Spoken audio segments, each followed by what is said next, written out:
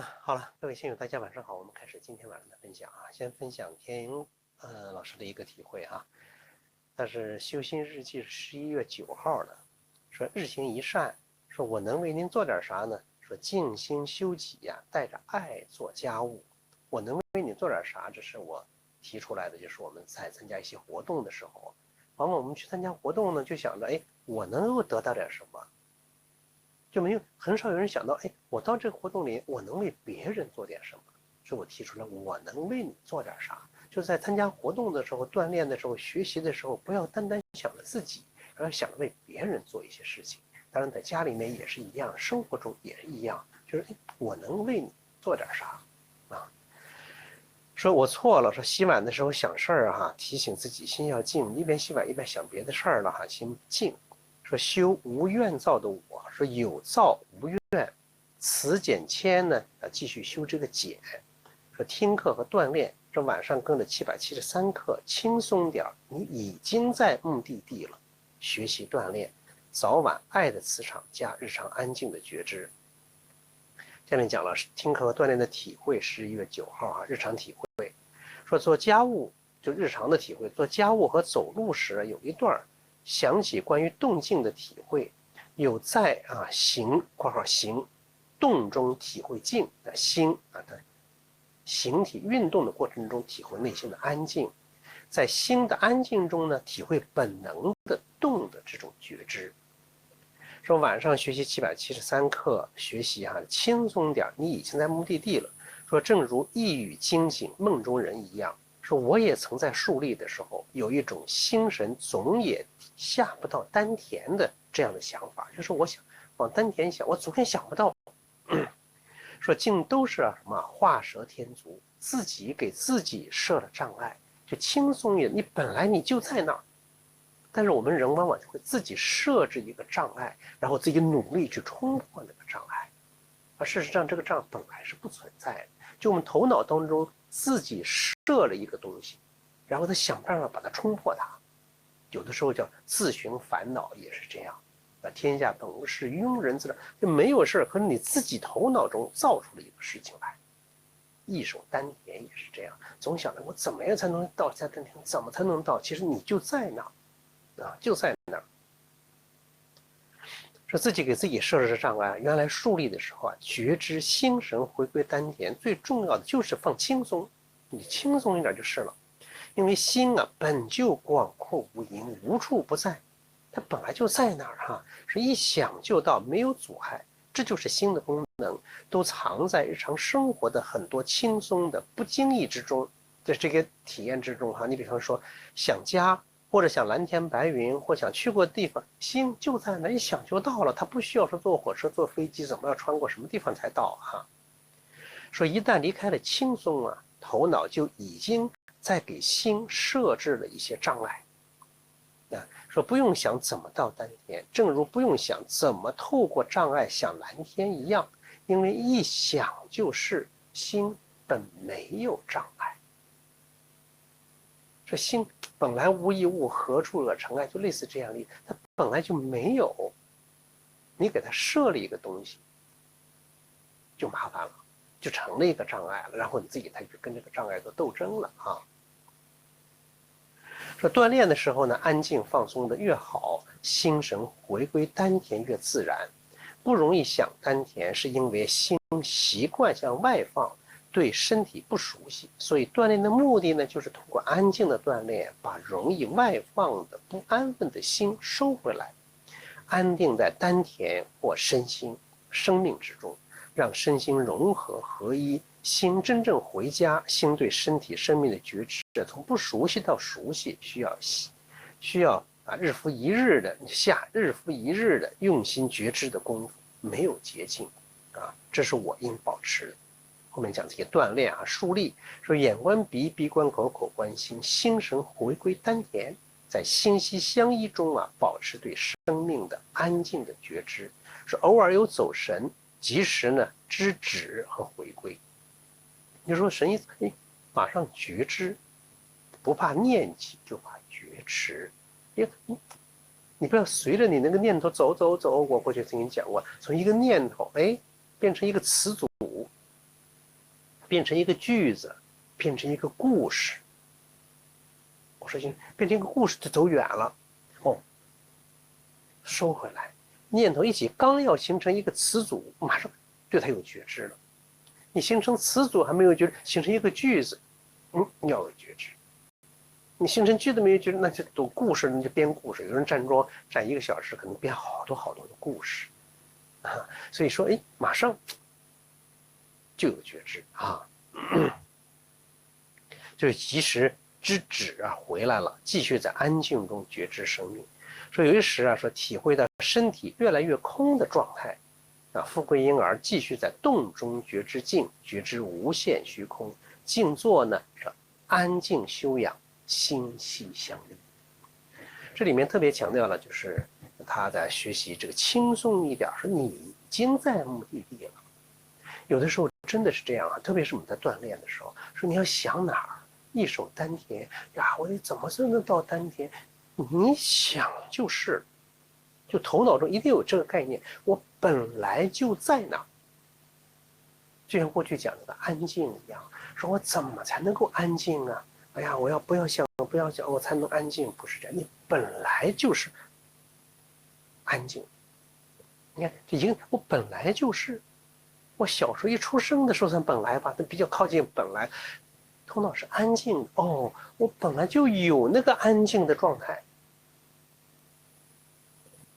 本来就有安静状态我本来就有安静的状态，也有不安静的状态。好了，你把那本来就有的安静的状态忘了，就想着从不安静怎么去变得安静，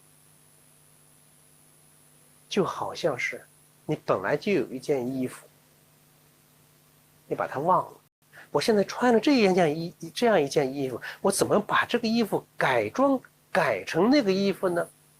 我要到店里面去怎么做什么工作，把这衣服变成那个衣服。其实你本来就有那个衣服，你把这个衣服放下，拿起那件衣服穿上就行了。但是我们往往就什么呢？我现在有这样一件衣服，我怎么把它变成另外一种款式的衣服呢？我还要去改装它，那就麻烦了。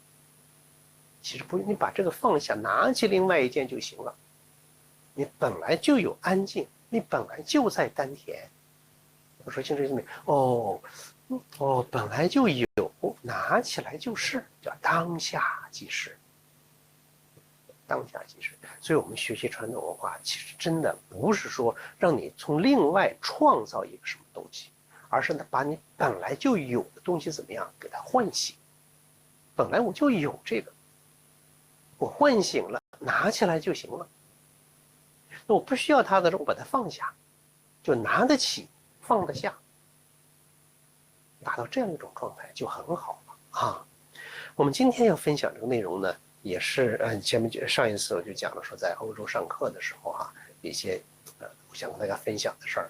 我现在跟大家分享一个什么呢？就2个人，这2个人呢，就是我在瑞典上课的时候，在瑞典上课的时候呢，有一位同学呢是去年我就认识的，他也在那去过。另外一个同学呢是今年第一次学习就是他过去从来没有接触过中国传统文化，也没有接触过站桩锻炼的这样一些内容，只是他的朋友跟他推荐，说这位老师每年都来，怎么样，就是说很好吧，就是这中国传统文化怎么好，希望他能够去。他正好那段时间没有事儿，他就去了。他从来没有接触过，可是他一去呢，我一看到他一进来，一位女士长得高高的。至少有1.85米这样的一个大个子，很壮的这种感觉。但一进门呢，你就能看到他一种什么样的状况他见到谁，他第一次学嘛，大概也都不认识，见到谁都非常和善的那种打招呼，而且打招呼像什么呢？就很自然，很轻松，就好像是老朋友一样，像孩子一样，一看着就觉得这是很单纯、很自然，一种大大咧咧的那种感觉。看到那个笑容很自然，很灿烂，很自然，很灿烂，就是那种很轻松、很自在的这样一种感觉那种状态。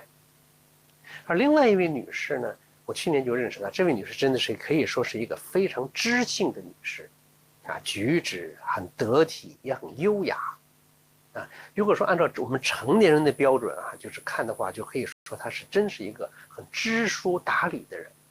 如果说用说小孩的话说，哎呀，这孩子这个人很懂事儿，就是这么种感觉。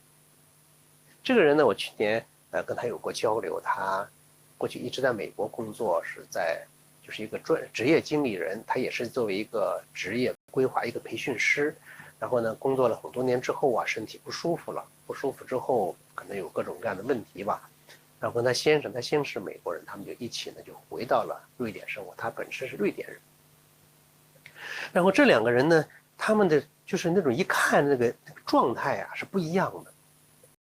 就我说的第一位，这位刚开始学习的这个，你一看就好像是个孩子一样，大大咧咧的啊，笑容满面的这种感觉。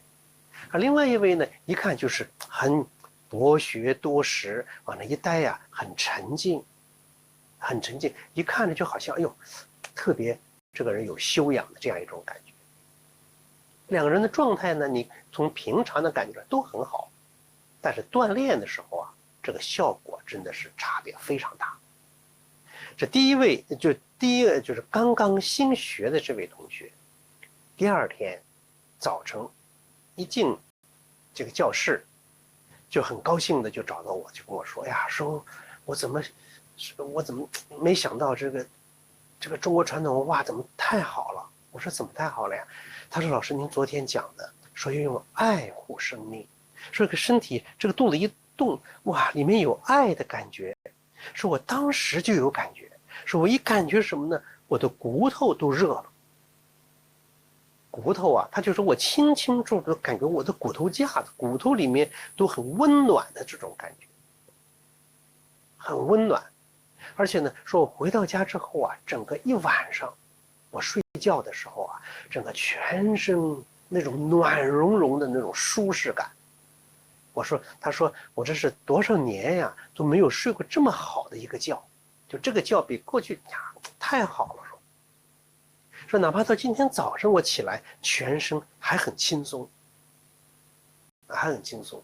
他就说：“哎呀，说我不知道我今天还会有什么新的这种收获，那还有新的收获。”也就是说，这位同学他一锻炼的时候啊，就是我一说什么，说你有爱的感觉，他马上就有爱的感觉，直接就觉知进去了。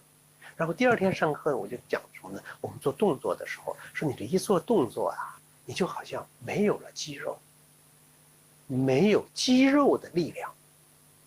我说我们不是到健身房去练肌肉，说我们一做动作就好像没有肌肉的力量，那是什么力量呢？说每个动作做起来的时候是用爱的力量，是你抬起的，一抬起胳膊，抬起的不是胳膊，而是安静。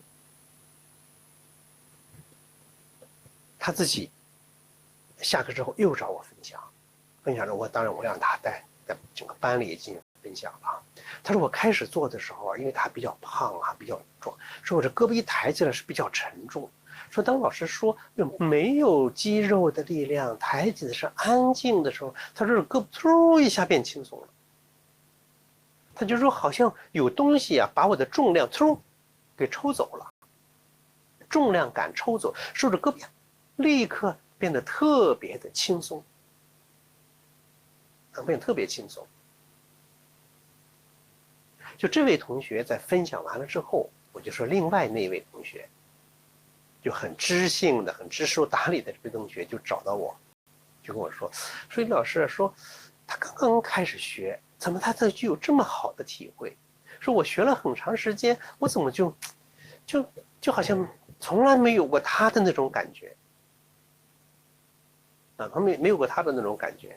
然后呢，我们就在一块儿，我也跟他分析，我说你看，那个同学一说有爱的感觉，马上就是去感觉，一感觉之后，哦，原来如此，就是我说到的，他马上去什么呀？去做了。我说你呢，恰恰相反，我一说到之后，你不是马上去做，你是头脑中把它记住了，要这样。你不是用身体去体验它，而是用头脑去记住它。他说对呀，说我其实这可能是我的职业习惯，说我过去太善于思考，因为他做企业管理嘛，做企业培训，就脑子是不停的。他说我脑子从来都是不停的。说老师不单单我用头脑记，我还分析，怎么为什么要用爱呢？说这个动作一做，说没有肌肉，说怎么能没有肌肉？我抬起来本身就是肌肉嘛。说怎么能变轻松？它的质量不会改变的嘛。你这胳膊有2公斤、3公斤，你就想它不是2公斤，它还是2公斤。说怎么就能变化呢？你看他头脑中不停的怎么样再去思考这些东西，思考东西。而那位同学呢，他一听哦，我就试一试，我就去做一下。那个呢，就是我想一想，你看想一想跟试一试，那是完全不一样的。你再去想，你不去做那也不行。那个我不想，我直接就去做，直接去做。所以这就是什么呢？你想跟试，它是不同的。你再怎么想它为什么会这样？好，你一边想着一边试，你那个想就在干扰着你这个试。因为你想的时候就已经有了一个判断了，然后你在做的时候就按照那个想去完成那个想的结果。我不知道说清楚意思没有啊？而后来呢，我就找到新学的这位同学，我说你怎么想的？就是我这么讲的时候，你怎么就直接去做呢？他说对呀，说老师一说，我就这样去做呀，我不去想啊。就我来学习来了嘛，那老师让我怎么做，我就怎么做就是了。你看，他这也是思维，因为他这种什么思维？哎，让这样去做，我就做，他也是思维。那个呢，这样做哦，我记住了，然后为什么要这样做？这样做怎么样？并不是说思维不好，就看你怎么样思维。所以说，有时候思维像一张网，这个思维就把你网住了，把你罩住了，把你困住。有时候思维像一束光，就可以把黑暗给照亮。这位同学想，老师这么说，我就这样去做，我试一试怕什么？这个不是说让我去做坏事儿，对吧？那就基本的那良知那个判断还在那儿。你这个动作这样做，那他好像没有肌肉，我就想没有肌肉不就完了吗？就没有肌肉，它还在这儿，但我意念当中不去关注那个肌肉，说我就是安静，我一想安静，它就安静了。你看，所以这2位同学的这种变化哈，真的是完全不一样。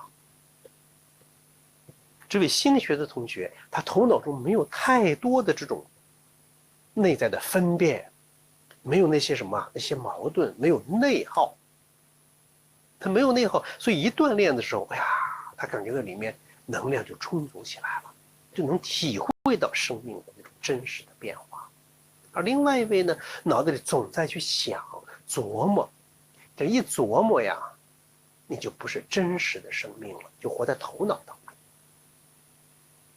你看过去讲是贪嗔痴慢疑，那个新学那位同学他没有疑，没有疑，一天马上就去做。你有疑，就你在拿你过去有的东西，就把它当成了一个设成了一个障碍了，你就离新的东西啊就远了。大家想一想，是不是这样啊？所以呢，我跟大家分享这2位同学，那位同学真的对我自己我感受也很美。他第一次学习，从来没有学习过，第1天的课，他立刻就有了这种感觉。所以有的时候啊，学习传统文化或者锻炼，不一定说在我练了10年了，我就比你练1年的要高很多，那可不一定。过去讲是闻道有先后，得道无早晚，那真的是这样。那真的这样，你练了10年，你一直在头脑里面练，头脑一直在干扰着，你不纯，或者不是说那种真诚的那种感觉，你总是有疑惑在里面。你懂得掺杂了你过去的你那样一些不正确的或者是错误的一些认知，一些狭隘的认知，那你锻炼的时候你就不纯，你练再多再长的时间，那也不一定好。有的人哇，当下就很纯净，可能一下子就走进生命的深处，能走进生命的深处。再说一次，就是那位同学，心学的同学，一说有爱，他马上哇就是，他头脑中没有太多这老师要讲有爱，要头脑中没有动，或者说动什么，就是跟着老师做。老师一说我就这样去做去，你说我就这样去做去，为什么？当下即是。但是他锻炼中还有很多新的体会，比方说我们竖立的时候，我就说往那一待，就好像往那一站，你就切断了和平常生活中和社会中的那各种联系。各种联系靠什么来联系？靠眼去看，靠耳朵听，靠头脑去思考，靠身体接触。所以你往那一站的时候，把过去那个联系全都切断。他就说什么往那一站，这天底下就剩我一个人了，我切断了，我不去想了，那不去想了，就是你说什么他就做什么，说什么他就做什么。就他的观念中，我既然来学了，我就按照老师的那个去做，试一试，怕什么？但是我们绝大多数人呢，就是我来学了之后，我听了你这个之后，我要用我已有的东西去分析一下，去判断一下。当然了，我们不是说盲从别人说什么就信什么，不是这样。但是你对你相信的那位老师说的话，相信的朋友说的话，他不会变，我就试一试，怕什么呢？至少来说，他这个，当然我们说不是说让你去干坏事，那我要去试一试，不是这样。你明明知道这个不是坏事，只是一种生命的实践，我去实践一下又如何呢？而且特别这种实践是关于爱的实践。我爱我的身体，爱自己的身体，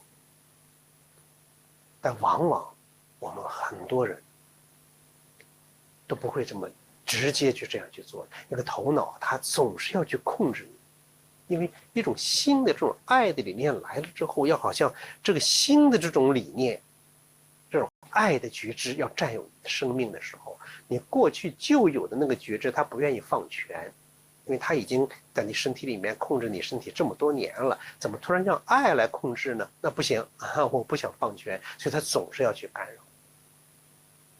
那现在我们就真的需要有这样一种观念，就往这一待，爱就像孩子一样，我就是一种爱的感觉。我这一待是心息相，就是心息相依，没有别的。就你一锻炼的时候啊，一定要把自己变得像孩子一样。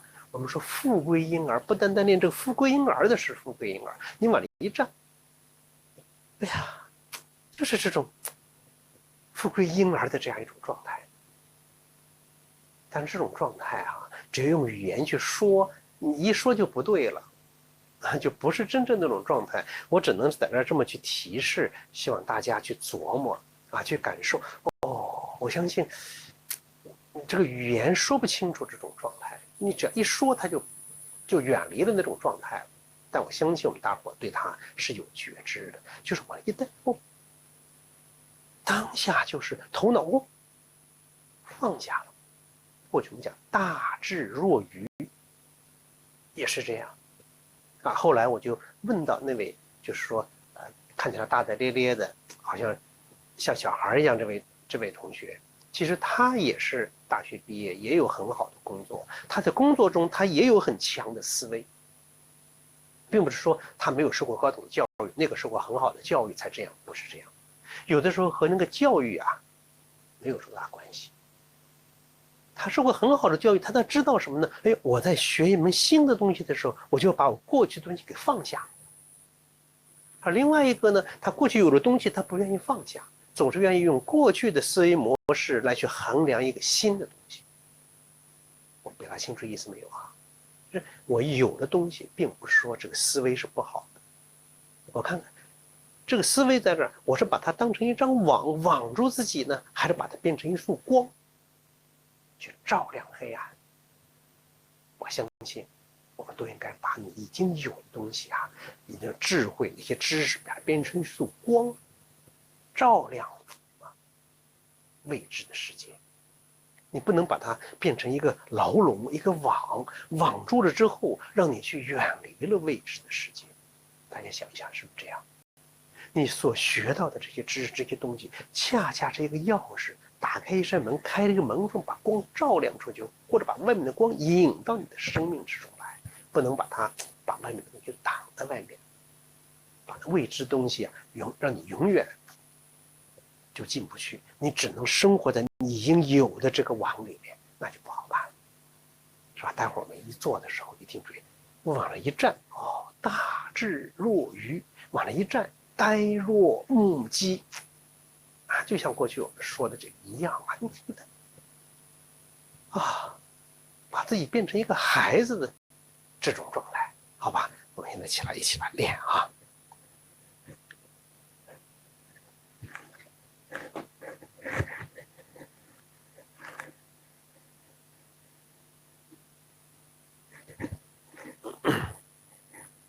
好，安静。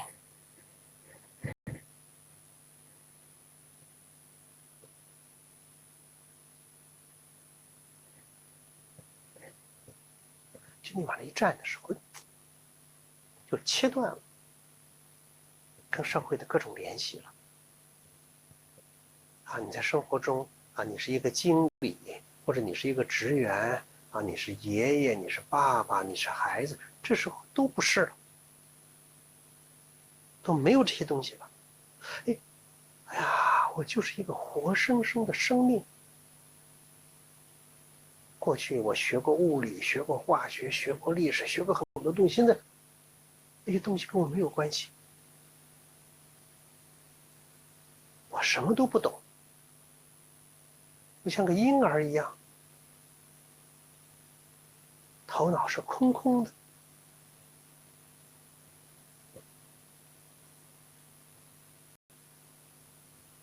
脚分开成后八字，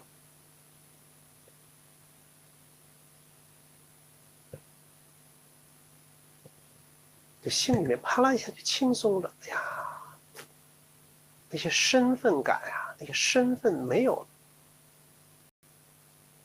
那是我后天社会中赋予我的那些身份。现在我只剩下先天的活生生的生命，把手慢慢的往上抬起来，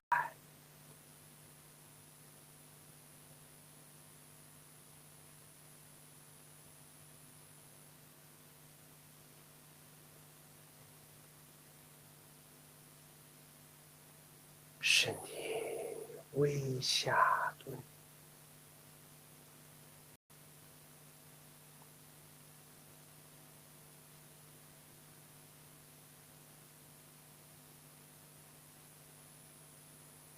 说像孩子一样，我就是，不是说像孩子一样，就是。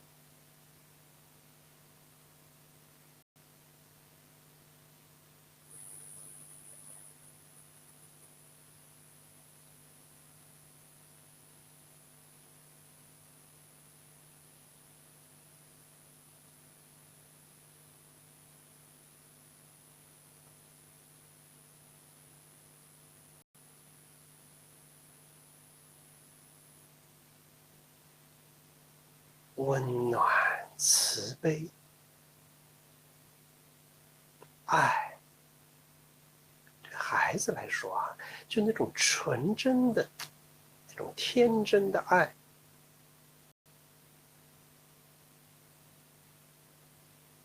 那种纯净的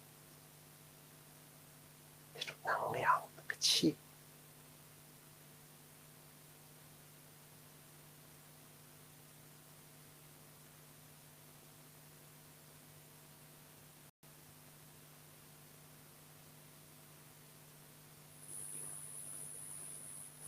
我就给我自己这1个小时的时间，放掉身份。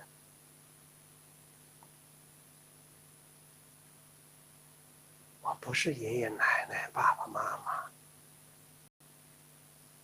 我也不是医生、护士、老师、职员，啥都不是。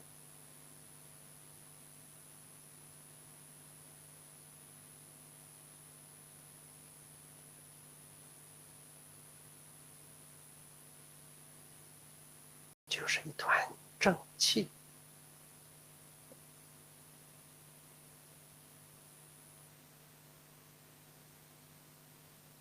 甚至连一团气的概念都没有，就是空空荡荡。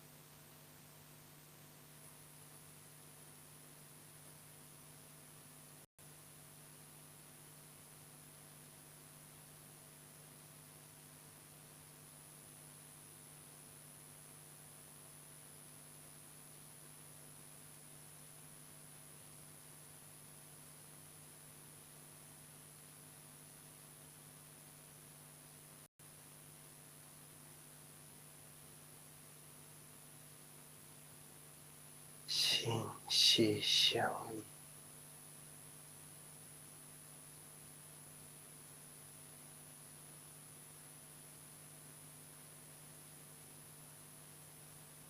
呆若木鸡。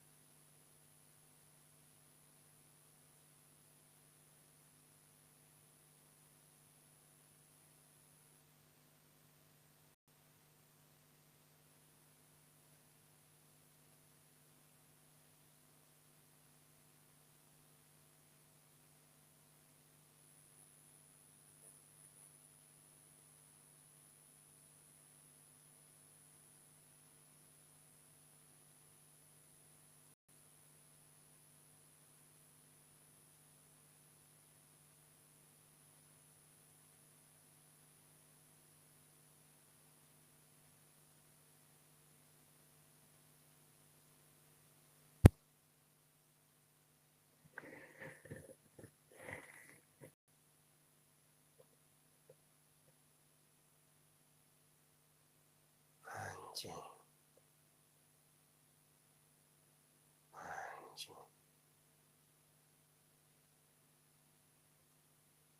百会上灵，身体慢慢直起。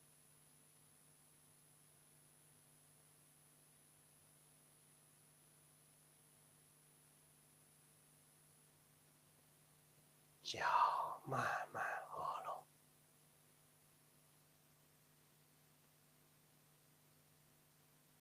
手缓缓下落，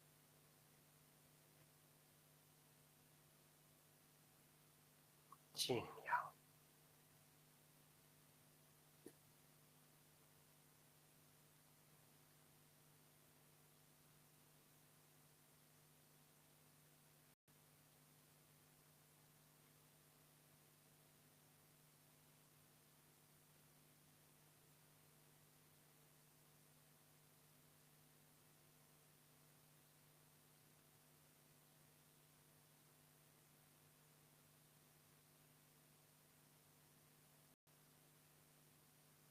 两手分开，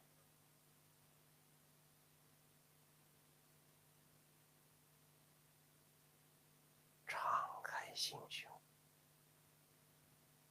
张开怀抱，充满爱，那种爱的感觉，全身都充满了爱，向上拉起，满怀慈悲乃至大发慈悲。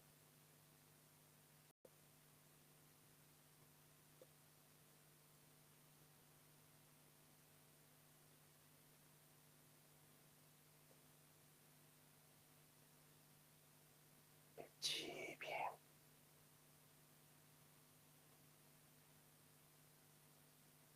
整个虚空就是一个爱的虚空，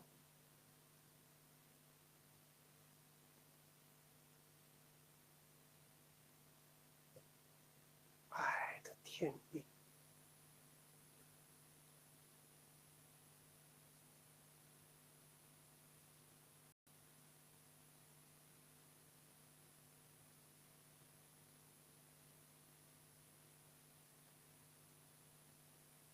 渐变，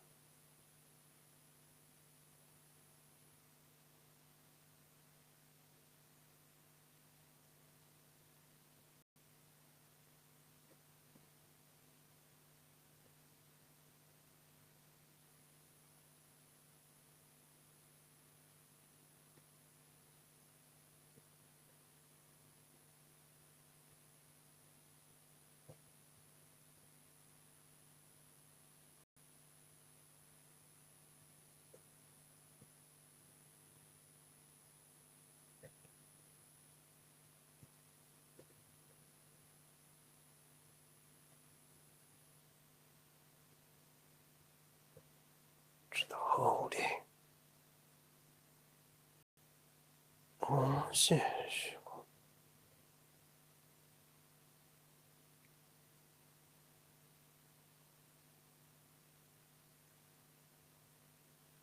停留一个呼吸中，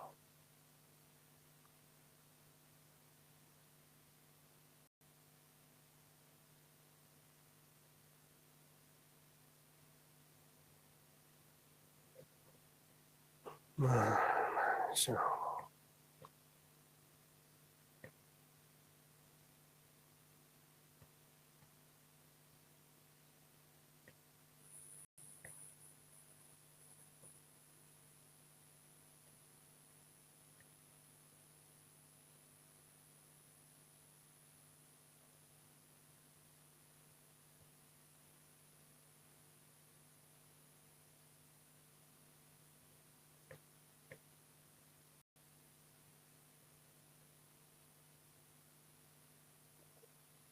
经额头，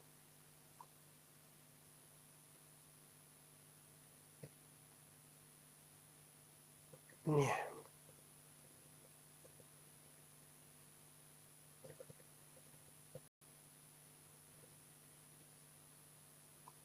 胸，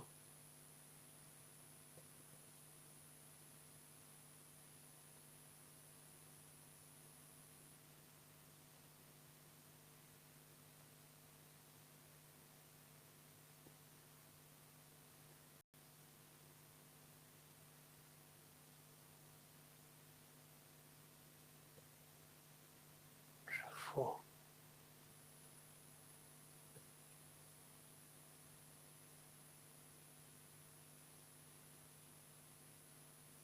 小腹，注意双膝软，全身柔弱无骨，慢慢下落。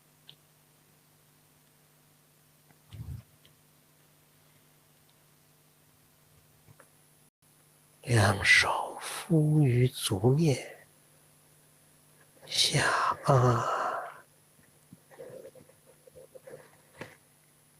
上提，下按，上提，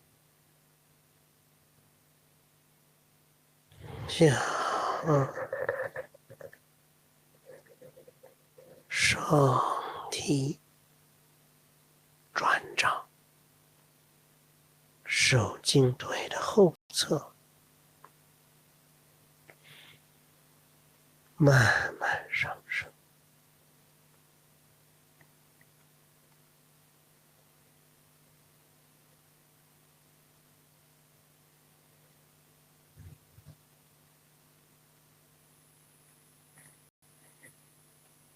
指命门，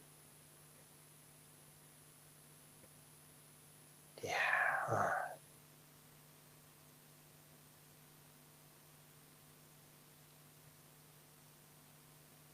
注意啊，双膝软，全身放松，手经腿的后侧向下。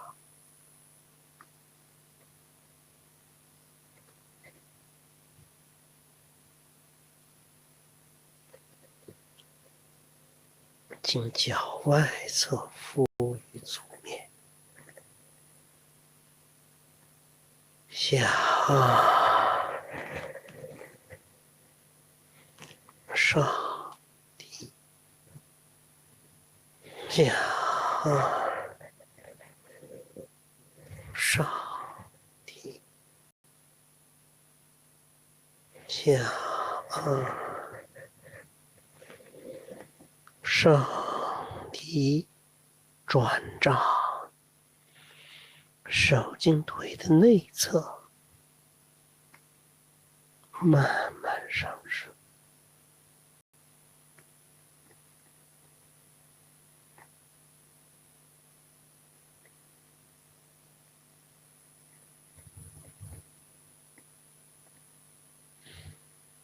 到肚脐，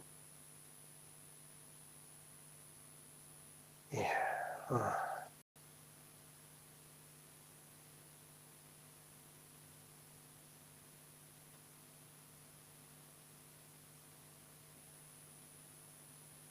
两手分开，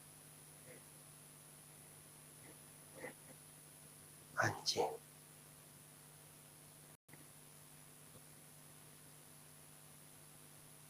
两臂阴掌侧起，你抬起的不是胳膊，是安静。似乎没有一丝力量是来自肌肉，就好像胳膊里没有肌肉。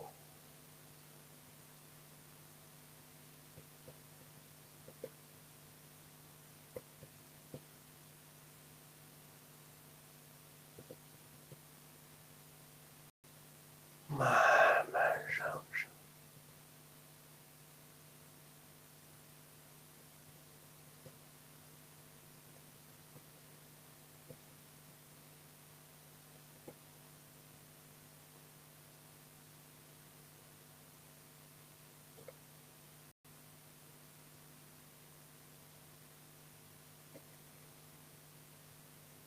橙一色，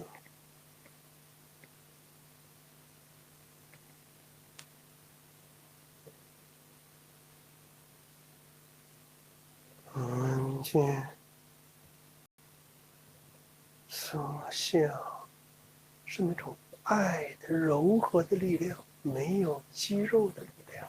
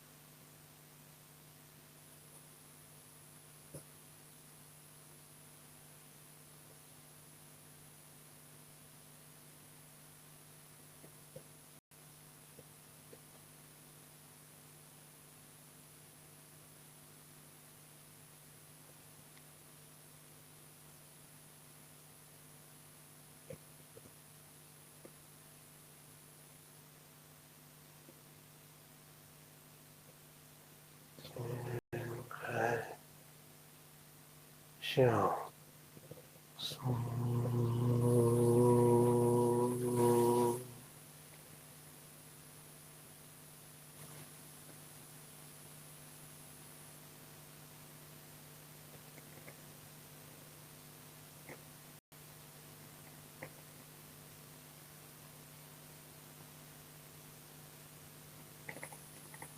间含像所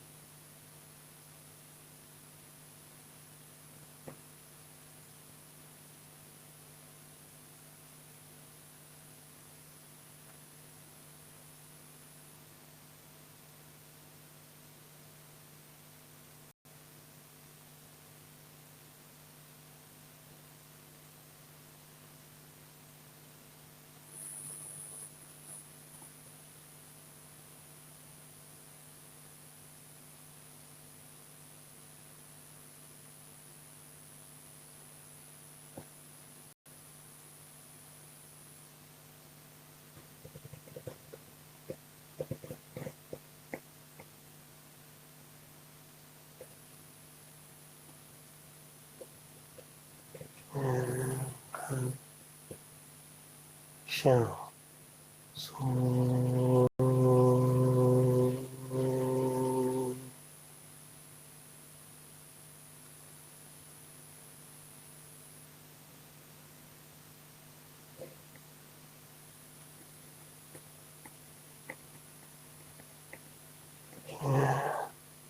含像松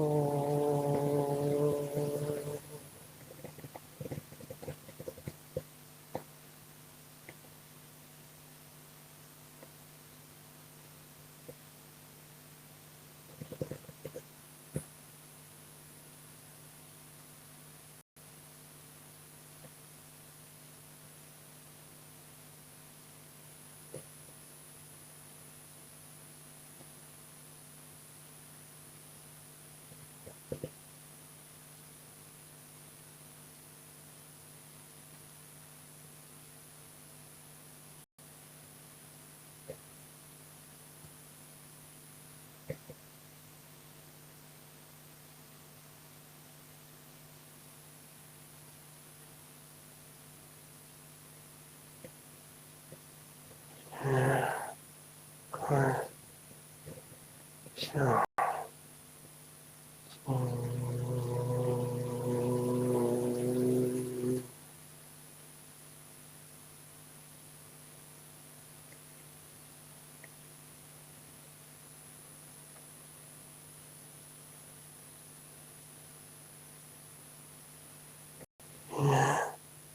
含像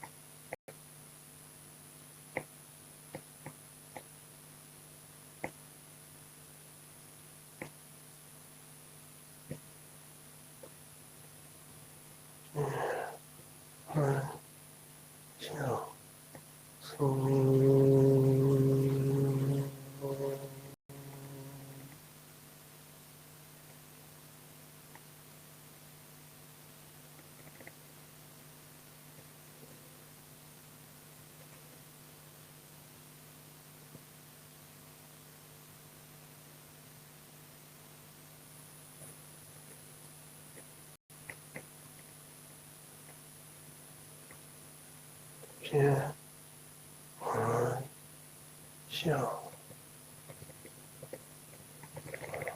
所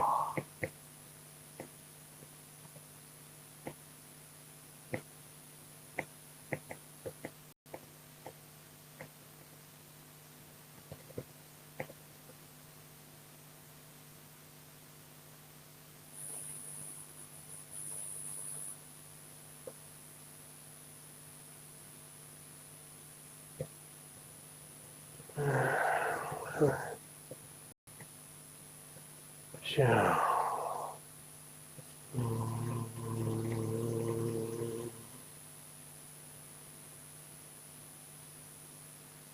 两臂慢慢下落，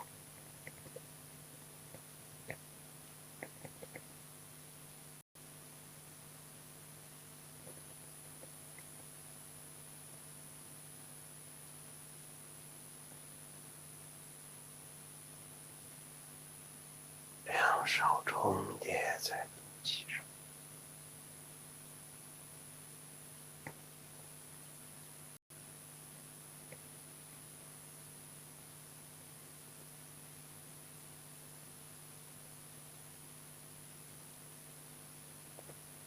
尽量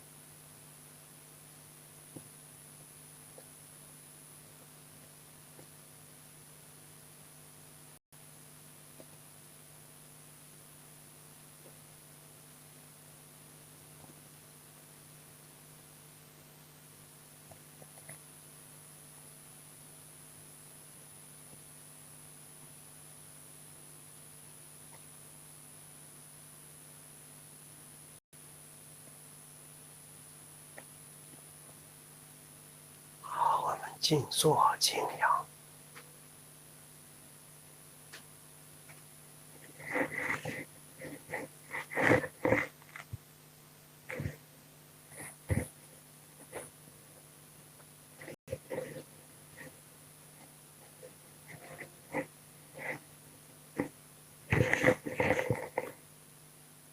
安静。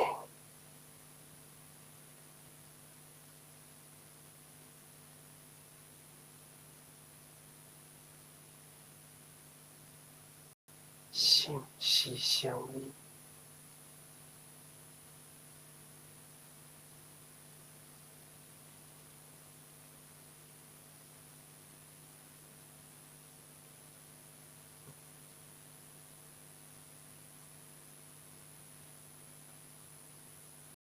自己根据自己的情况安排休息。